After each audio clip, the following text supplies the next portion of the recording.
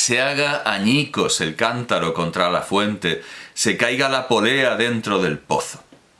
¿Qué es eso de la bolita? ¿Un juego de trileros? Nos quedamos sin saberlo, porque las notas vienen a decir que han traducido sin entender el texto.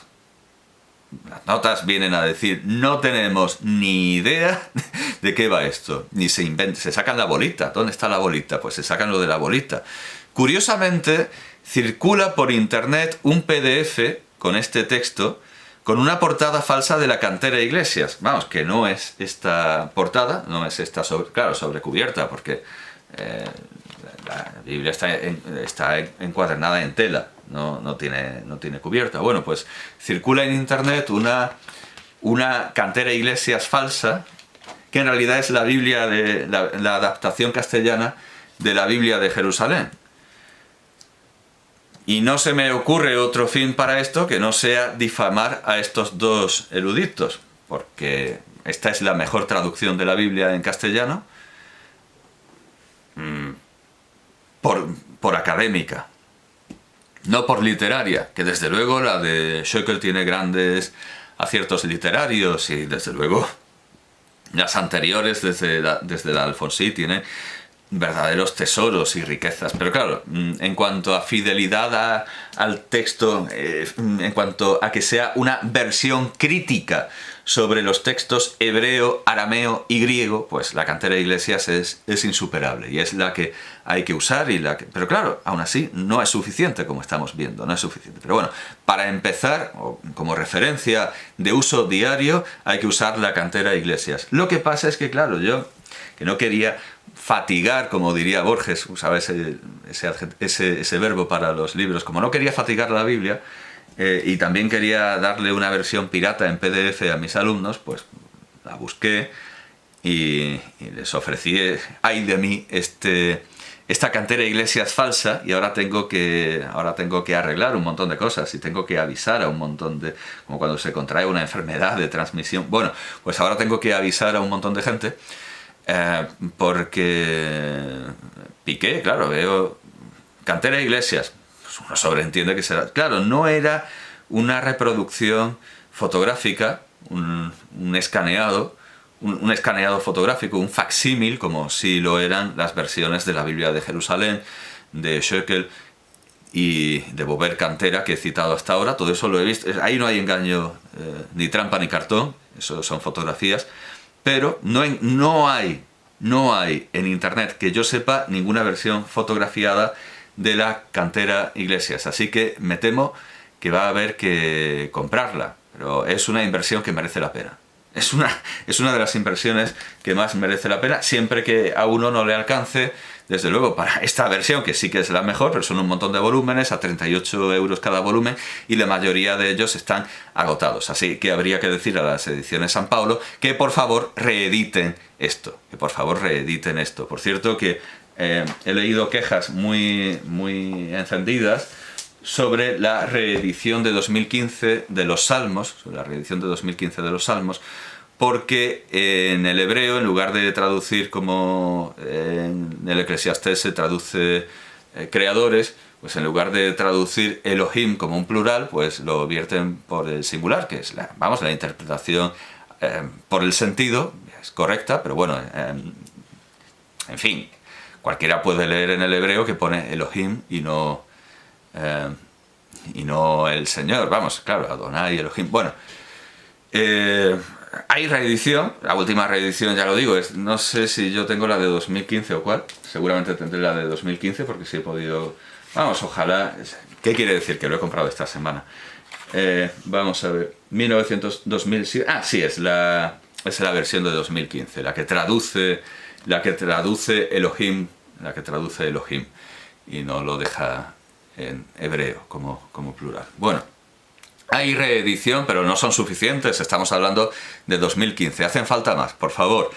Señores de las ediciones San Pablo, esto nos hace falta como una comida caliente, y si no, fíjense en el pobre Russell, en el pobre Brennan, ahí inducido al error y al escándalo por Russell, y a los pobres que lean las memorias de Brennan y se crean las palabras de Russell cuando Russell no tiene ni idea y se habría dado cuenta si hubiera leído la Biblia políglota la Biblia en hebreo.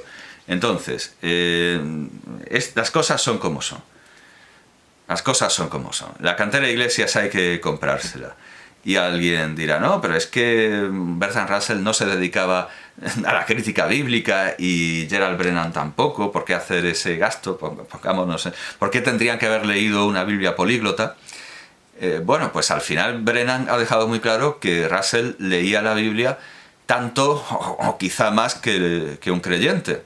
Y esto nos recuerda a ese capítulo de Los Simpsons en el que la familia Simpson va a una biblioteca pública y se encuentran al reverendo, al padre, al pastor, al reverendo Lovejoy, sacando la Biblia, y la bibliotecaria le dice, lleva usted sacando esta Biblia cada fin de semana desde hace 20 años, ¿por qué no se compra una? ¿Por qué no se compra una? Y le dice el reverendo Lovejoy, quizás si tuviera el sueldo de una bibliotecaria. Bueno, pues si uno va a estar todas las noches leyendo la Biblia, buscando pasajes obscenos o poéticos, todas las noches, yo creo que le conviene hacerse con una buena edición de la Biblia. Es más, si uno no está todas las noches, esto es lo que debería tener, pero si uno sí va a estar todas las noches meditando en la Torá todo el día y toda la noche, lo que le conviene es tener esto, sin duda alguna, y le va a compensar y va a ser una buena adquisición.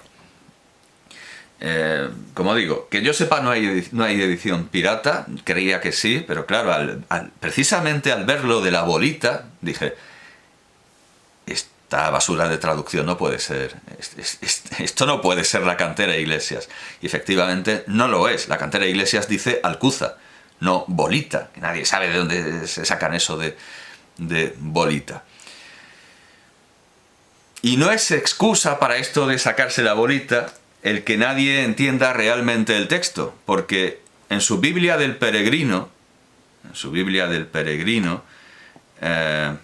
y aquí convendrá citar, lo tenía apuntado por aquí, no quería extenderme demasiado, pero como ya esto ha desbordado, como diría un Gustavo buenista, o como diría Rashi, la fuente ha desbordado, ¿no? Como esta fuente o pene ha desbordado.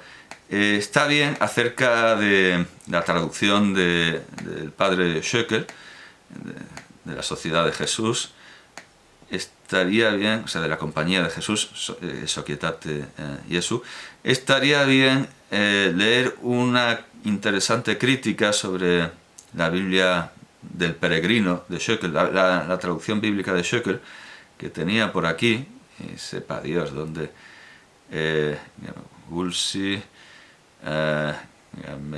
sí, aquí está, algo muy interesante.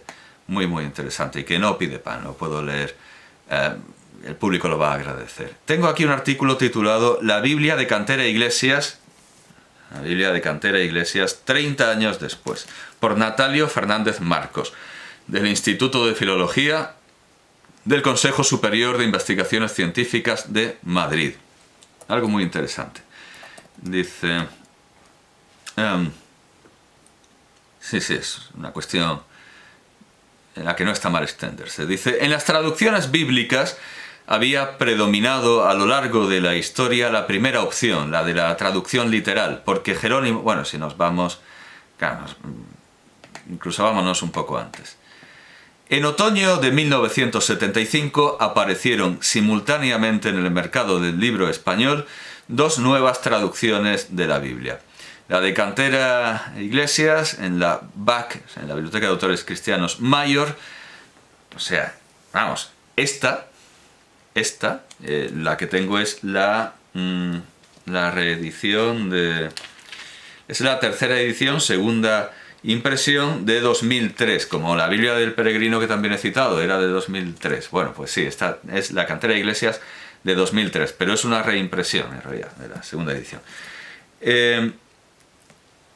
Y la nueva Biblia española de Luis Alonso Schöckel y Mateos en Ediciones Cristiandad. Ediciones Cristiandad. Que es buena también, sí, claro. Encarnaban, grosso modo, dos tradiciones de interpretación de los textos bíblicos que venían debatiéndose desde la antigüedad. La traducción literal verbum e verbo, esta sería la de San Jerónimo, y la traducción según el sentido, sensus de sensu, esta sería la de los 70. La primera ponía el énfasis en la lengua fuente y pretendía acompañar al lector moderno en el largo itinerario hasta el original antiguo. La segunda, por el contrario, ponía el énfasis en la lengua término y pretendía traer el texto antiguo hasta el lector moderno. Dos opciones legítimas de traducción, en buena parte condicionadas por los destinatarios de la misma. En las traducciones bíblicas había predominado a lo largo de la historia la primera opción, la traducción literal. Claro, dice, está condicionado por el receptor. Yo creo que todos los receptores tienen derecho a una traducción fiel al texto. Yo considero que incluso los más ignorantes tienen derecho a que se les diga lo que dice la Biblia y no lo que buenamente se interpreta que significa, incluso en casos como Cantar de los Cantares, como en ese superlativo. No hay que decirles el cantar más hermoso, sino que hay que explicarles lo que significa ese partitivo, ese genitivo, lo que significa algo de los algo. Creo que es mejor explicárselo que darle una versión que pueda creer que es lo que dice originalmente. Yo creo que todos los lectores tienen derecho a una traducción literal. Dice, en las traducciones bíblicas había predominado a lo largo de la historia la primera opción, la traducción literal, porque Jerónimo, el pionero de las traducciones bíblicas, si exceptuamos los traductores anónimos de los 70, ya había advertido que en la Sagrada Escritura hasta el orden de palabras era un misterio.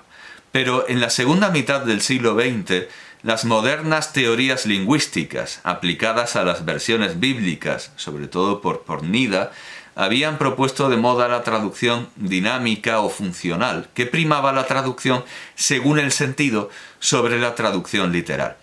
En esta línea se insertaba la traducción de la Nueva Biblia Española. El acontecimiento editorial mereció un debate televisivo en uno de los programas de mayor audiencia, Directísimo, dirigido por José María Íñigo, en el que Luis Alonso Schöckel y yo mismo contrastamos las ventajas e inconvenientes de los dos modelos de traducción. Reconocí, y no me duelen prendas en seguir reconociendo, la enorme aportación de la traducción de Schöckel para la lengua española, los logros de un lenguaje innovador y la recreación literaria de numerosos pasajes bíblicos, el descubrimiento de la Biblia como literatura y tantos otros méritos de una versión que acerca el texto de la Biblia al lector de nuestros días. Baste recordar la traducción de los topónimos y la sorpresa agridulce de topar en el libro de Josué con topónimos de raigambre tan castellana como Becerril, Maqueda, Aldea Nueva, Ovejuna, Aguilar o Caldas. Claro, esto evidentemente acerca la Biblia a su receptor, por supuesto. Y en muchos casos puede ser un ingenioso juego de palabras y desde luego traducir con propiedad. Si un topónimo viene de becerro, pues becerril está bien. Maqueda sinceramente no sé lo que es. Si hay una aldea, pues Aldea Nueva. Si el topónimo viene de oveja, pues ovejuna está bien. De águila, aguilar, muy bien. Y caldas, pues tampoco tengo muy claro lo que es una calda. Maqueda ya sé que no viene en el diccionario, porque ¿no? Maqueda no viene. Viene maquear, pero eso no, claro, maquear. Y encima dice la palabra maqueada, no. Maquear, vamos a ver. Estoy pinchando y no funciona. Eso es, adornar muebles. Bueno, vamos a ver. Calda, ¿qué significa calda? Calda, del latín caldus, caliente. Acción de introducir, ordalía, aquí está, al final. Termas, unas caldas son unos baños naturales, unos baños minerales de aguas calientes. Entonces, claro, perfectamente, si en un topónimo bíblico se hace referencia a aguas termales, a caldas, está estupendo. Lo de Maqueda ya no sé yo. Pero sí, esto está bien, lo veo bien. Y ya digo que a pesar de que generalmente suele tomarse muchas libertades del tipo el cantar más hermoso por el cantar de los cantares, en este pasaje, en su Biblia del Peregrino, anota reconociendo su ignorancia y la de todos sobre qué es la copa de oro y eso, anota esto, dice: hilo y copa, cántaro y polea son objetos domésticos que asumen valor simbólico. El cántaro que saca el agua del pozo de la vida y la polea que asegura el retorno del agua del manantial no son difíciles de entender. El hilo es de vestir o de colgar. La copa es de beber o de alumbrar. Los griegos hablaban del hilo de la vida que hilan y cortan las parcas. Esto también es... Estas referencias son importantes. La que yo he dicho de Fasma, esa comedia anónima que cita Festo, el libro de las admoniciones o el castigamiento, las instrucciones de Ptah Hotep, y naturalmente el hilo de la vida de las parcas. Todo esto son referencias pertinentes para entender el mundo intelectual del Eclesiastés, y está muy bien traído. Pero a pesar de reconocer que no sabe de lo que le están hablando, como nadie que se enfrente al Eclesiastés, Schöckel traduce muy hermosamente: cuando florezca el almendro y se arrastre la langosta, y no dé gusto la alcaparra, porque el hombre marcha a la morada eterna y el cortejo fúnebre recorre las calles, antes de que se rompa el hilo de plata y se destroce la copa de oro, y se quiebre el cántaro en la fuente, y se raje la polea del pozo, y el polvo vuelva a la tierra que fue, y el espíritu vuelva a Dios que lo dio. Vanidad de vanidades, dice el predicador, todo es vanidad.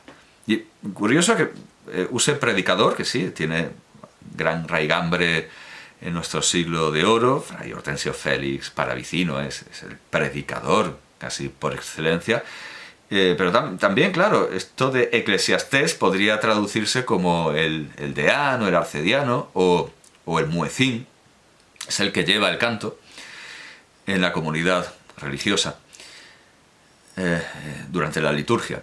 Lo único que queda claro es que ni Bertrand Russell ni Gerald Brennan tenían la menor idea del texto que estaban discutiendo, y que, hay que reconocerlo, ni las mejores ediciones en un solo volumen de uso común, como la Cantera Iglesias o la edición original de la edición francesa de la Biblia de Jerusalén, permiten desentrañar todo lo necesario para conocer no ya el sentido alegórico, moral y anagógico, sino el literal. Y sin conocer el literal, ¿cómo vamos a sacar los otros sentidos? Bueno, claro, los otros sentidos se podrían sacar claro, con una traducción imperfecta.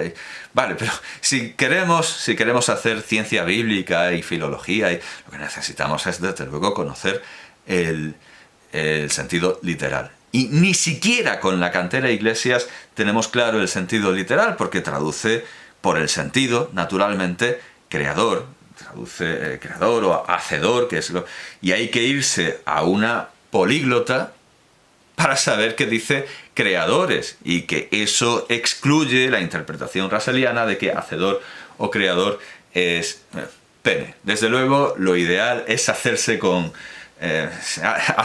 todos, como las famosas criaturas japonesas, hazte con todos. Lamentablemente yo solo me he podido hacer, aparte de con los 5 rollos, me he hecho con los salmos, que es el gran monumento de la literatura hebraica, con el Génesis y con el Éxodo. Naturalmente, huelga decir que me encantaría tener el libro de Job, pero parece ser que se ha agotado. El libro de Job y unos cuantos más. Pero bueno, señores de las ediciones San Paolo, por favor, reediten o reimpriman, más bien reimpriman, porque si van a reeditar haciendo cambios como este de la traducción de... La original estaba bien. Hombre, se van a añadir notas, van a añadir comentarios, van a añadir discusión filológica, que a veces es un poco escueta, a veces la columna del comentario, la faja del comentario es muy escueta. Pues estupendo. Si van a añadir, genial. Si van a quitar, pues ya ya no tanto. Pero esto es lo que habría necesitado Bertrand Russell, lo que habría necesitado Gerald Brennan, y lo que habría necesitado yo cuando leí, ya lo digo, hace años, hace muchos años, este pasaje o este capítulo de Gerald Brennan sobre Bertrand Russell, y que no he podido desambiguar, que no he podido esclarecer, que no he podido aclarar hasta el día de hoy, que me he comprado por fin la Biblia en hebreo, latín y griego, con faja filológica. Y de igual manera Gerald Brennan tuvo esa conversación a lo mejor en los años 20 y se seguía acordando en los años 70, en el 75 es cuando publica estas memorias, y todavía no, y desde los años 20 hasta los años 70 todavía no se había enterado de que hacedor o creador no puede ser pene porque es un plural. Y no hay interpretación posible, o sea, no puede ser, o sea, por más que me digan, no, es que a lo mejor, no puede ser, tendría que ser, acuérdate de tu señor pene, o sea, no tiene sentido, no tiene sentido ninguno. Así que queda claro, la Biblia de uso diario debe ser la cantera de Iglesias, pero para cuestiones más profundas como esto de que nos venga un ateo diciéndonos, ¿sabes que hacedor o creador significa pene? Y que es un error lo típico, un error de traducción, suponemos que de San Jerónimo. No conozco un traductor al que se le hayan atribuido en falso más errores que a San Jerónimo. ¿Sabes que es un error? No es un error de traducción, es un error tuyo de conocimiento del hebreo, porque no has leído el original y no has visto que es un plural. Bien, por enésima vez, por favor, Ediciones Paulinas, Ediciones San Paolo, reediten esto por lo que más quieran, porque nos hace falta, ya lo digo, como una comida caliente.